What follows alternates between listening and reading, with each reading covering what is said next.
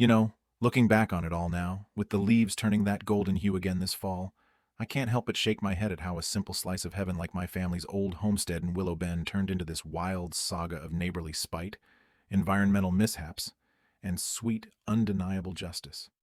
It's the kind of story that starts with quiet mornings by the water and spirals into courtroom drama, all because some folks couldn't leave well enough alone. This land's been in our bloodline since my great-grandpa staked it out back in the early 1900s, carving out a cozy cabin from the pines overlooking what we always called Echo Pond, this deep, spring-fed beauty that's more like a small lake, with waters so pure they'd sparkle under the moon like scattered diamonds. It's where I learned life's real lessons. My old man showing me how to bait a hook at dawn, his calloused hands steady as he whispered about patience and the pull of the current, where my wife Sarah and I watched our son Timmy take his first wobbly swim strokes, laughing as he splashed and sputtered, declaring himself king of the pond. And over the years, I've sunk countless weekends into it, dredging silt, planting native reeds to filter the runoff, even partnering with local biologists to monitor the pH levels, ensuring the frogs croaked their nightly chorus and the herons nested undisturbed. It's not just property. It's a living legacy, one that quietly sustained the area, including that shiny new Ridgeview Estate subdivision that sprouted up like weeds a few years back. Their fancy homes with three-car garages and infinity pools, all hooked into the pond's aquifer through some forgotten county easement from the 70s, pulling fresh water without so much as a nod in our direction, let alone a thank you card. But trouble brews slow sometimes, like a storm cloud inching over the horizon, and it all kicked off with what seemed like petty gripes from the HOA crowd, folks who'd traded city chaos for suburban perfection, but brought their control-freak attitudes along for the ride. At the heart of it was Linda Hargrove, the self-appointed HOA president, a former corporate ladder climber who'd retired early after some big merger payout, now channeling all that ambition into micromanaging flower beds and mailbox colors. Her house the model of beige conformity right on the edge where their lots butted up against my fence line. Linda had this chip on her shoulder, you see. Went back to when her slick-talking husband, a developer named Ron, approached me at a town fair 5 years prior. All smiles and handshakes, offering top dollar for a chunk of my shoreline to expand their community amenities, dreaming up tennis courts or a clubhouse overlooking the water. I politely shut him down, explaining it was sacred ground, not for flipping. And ever since, she'd eyed me like a thorn in her rose garden, spreading rumors at their cocktail mixers about how my rustic setup clashed with their upscale vibe, how my occasional bonfires sent smoke wafting their way, or how the kids from town who'd sneak over for a dip were trespassers, eroding their sense of security. Deep down, it was about power, about her needing to mold the whole neighborhood into her vision, erasing any reminder that not everyone bowed to HOA bylaws, especially not me with my independent streak in that pond she secretly envied but couldn't control. It escalated one lazy Saturday in October, the air crisp with that apple cider bite, me out on my weathered dock in faded jeans and a flannel shirt, my trusty rod arcing gracefully as I cast for walleye, the line whispering through the guides, the bobber dancing on the gentle waves I'd helped nurture by stocking fingerlings each spring. Perch, walleye, even some rainbow trout that put up a hell of a fight. Suddenly, there's rustling in the underbrush, and out steps Linda, power walking in her yoga pants and oversized sunglasses, clipboard in hand like she's auditing the universe, her lips pursed in that perpetual disapproval. She plants herself at the dock's edge, hands on hips, and launches right in. "Jack, this has to stop. Your constant fishing, that eyesore of a rowboat bobbing there like trash, it's degrading our aesthetic standards, scaring off potential buyers, and frankly, it's a nuisance to the community we've worked so hard to build." I paused mid-reel, the water dripping from my line, and met her glare with a calm I had to dig deep for. "Linda, this pond's private, been ours before your cul-de-sacs were even paved. I respect your side of the fence. How about you do the same for mine?" She leaned in closer, her voice dropping to that condescending hiss. "Respect? This isn't the Wild West anymore, Jack. Your hobby affects property values. I've got appraisals to prove it, and if you won't play nice, we'll make sure the rules apply to everyone." There was this undercurrent in her words, laced with that old resentment from Ron's rebuff, maybe even jealousy that my simple life by the water outshone their scripted perfection. She turned sharply, her sneakers crunching leaves as she retreated, but not before tossing over her shoulder, "Don't say I didn't warn you. We protect what's ours." I shrugged it off at first, figuring it was just another round of her bluster, like the time she'd petitioned the county over my chicken coop being unsanitary.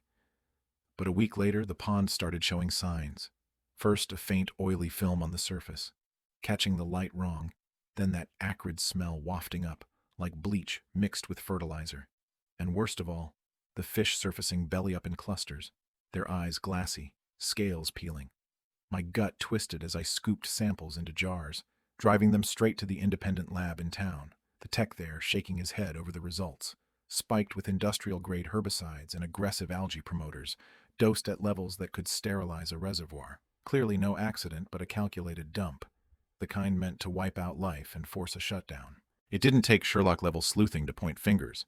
Linda's board had been in heated emails, leaked later, debating proactive measures against encroaching blight, blinded by their echo chamber to the pond's role in their plumbing, a oversight born from arrogance, assuming their engineers had upgraded to municipal lines years ago, when really it was still tied in, cheap and reliable. Fueled by that, I set up a trail cam hidden in the willows, and bingo, caught their maintenance duo, Mike and Eddie, HOA logos blazing on their truck, hauling barrels at dusk, pouring the sludge right into the shallows with furtive glances, like kids sneaking cookies. I documented it all, snaps, video timestamps syncing with their work logs, and fired off reports to the state EPA, the sheriff, even the health inspector, my hands shaking not from fear, but from that boiling rage at seeing my sanctuary violated over something as trivial as a grudge. And oh man, the backlash hit like a freight train, no slow build, just bam. The very next morning after their midnight pour, the Ridgeview Facebook group exploded with panicked posts. Anyone else's faucet smelling like a chem lab? From a young mom named Emily, whose toddler had woken up vomiting after a sip. Then Tom the mechanic, always the voice of reason at barbecues, ranting about his golden retriever refusing water and hacking furballs. Rashes bloomed on kids after baths, headaches plagued the elderly, and pets paced restlessly. Pure chaos as the truth percolated through, inspectors swarming with test kits, confirming the contaminants had migrated straight into their pipes, the pond's betrayal now their own poison chalice. Linda convened an emergency Zoom, her face pixelated but flushed, stammering assurances. "It's a minor glitch, folks, probably upstream runoff. We'll have it sorted by week's end." But the crowd wasn't buying, voices overlapping in fury. "You did this, didn't you? All that talk about cleaning up the neighborhood. Now look," one retiree barked, while Emily chimed in tearfully. "My baby's sick because of your vendetta. How dare you?" It was poetic, really. Their scheme, rooted in that mix of territorial ego and unresolved bitterness from the land deal, boomeranging back with venom, exposing how disconnected they were from the land they claimed to curate. The dominoes fell hard from there. The county descended with citations galore, fining the HOA six figures for willful pollution and endangerment, auditors digging into their books revealing skimped maintenance funds diverted to special projects like this sabotage. The health department padlocked pumps, mandating a full flush that dragged on for weeks, residents queuing at fire hydrants for jugs, shuttling to motels for showers, their pristine lives unraveling in bottled water runs and laundry halls. Lawsuits snowballed. Class actions from families tallying ER visits, vet bills, even one from Tom alleging emotional trauma after his dog nearly didn't make it. All pointing fingers at the board's negligence. Their minutes showing Linda's push for decisive action without due diligence. She cornered me one evening at the local diner, her usual poise cracked, eyes wild. "This is your fault, Jack. You framed us. Dump that crap yourself to play victim. Confess, and maybe we can settle quietly." But I just sipped my coffee, sliding over printouts of the lab assays and cam footage, watching her deflate as the evidence stacked like cordwood. That video went viral when an anonymous resident leaked it. Maybe Emily, fed up, racking up views on local news sites. Hashtags like HOA horror story trending, painting Linda as the villain in a suburban thriller, her reputation shredded faster than confetti. As the dust settled, the board imploded. Resignations poured in amid recalls, Linda stepping down in a huff, her husband's firm distancing itself, whispers circulating about her deeper motives, like scouting my land for a flip to cover personal debts from bad investments, that old rejection festering into this toxic plot. The subdivision scraped by, dipping into reserves for remediation, crews aerating the pond on their dime while I oversaw, ensuring every drop was purged. Me? I rolled up my sleeves with Sarah and Timmy, hiring eco-experts to revitalize it, replanting lilies, introducing beneficial bacteria, restocking with vibrant schools that darted like silver arrows. Now, as I sit here on the dock at twilight, line humming in the breeze, I cast with this wry contentment.